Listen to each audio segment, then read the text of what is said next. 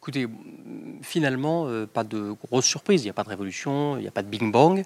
Alors, on s'attendait effectivement à quelque chose de fort sur le non-cumul. Donc, les 3 mandats ont été annoncés. Le seuil a été relevé à 9000 habitants. On a une diminution du nombre de parlementaires. Très bien, c'était sur la table. Est-ce que ça va faire revenir les Français aux urnes? Est-ce qu'en disant « vous aviez raison », il y a trop de parlementaires, ils ne travaillent pas assez, on va comprimer tout ça, ça va améliorer le travail de la loi? Est-ce que ça va donner plus de moyens au Parlement? Moi, je n'ai pas le sentiment que tout ça justifie que pendant 1 an et demi, jusqu'en 2019, on parle de ces sujets. Tout ça pour ça, le droit d'amendement, finalement.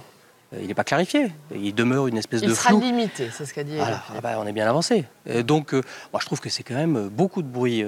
Sinon pour rien, en tout cas, ça n'améliore pas le travail parlementaire. Ça ne résout pas la question de l'équilibre entre l'exécutif et le Parlement. Est-ce que ça améliore la place des citoyens dans la Constitution et dans notre vie démocratique? Je ne suis pas sûr. Améliorer le travail parlementaire, améliorer la fabrique de la loi, c'est néanmoins ce que veut faire, c'est l'esprit de cette réforme qu'a annoncé Édouard Philippe, en disant justement plus d'efficacité lors de l'examen, plus de rapidité, comme au Sénat. Les réformes au Sénat vont être appliquées à l'Assemblée. Oui, vous trouvez que la rapidité, c'est forcément bon? Là, on était tout à l'heure en train de préparer un texte, une PPL sur le secret des affaires. Ça va très très vite. On n'a pas le temps de faire les auditions. Tout ça arrive un peu par la bande. Vous pensez que la rapidité, c'est un gage de bon travail parlementaire? Je ne suis pas sûr. Donc en somme, pour vous, cette réforme n'est pas nécessaire?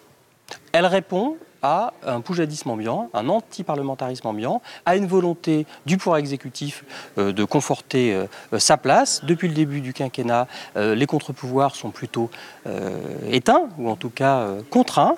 Voilà, donc on va juger sur pièce, on va attendre que le flou se dissipe, d'en savoir plus, mais je trouve que c'est beaucoup de bruit pour finalement un travail parlementaire qui ne sera pas nécessairement amélioré.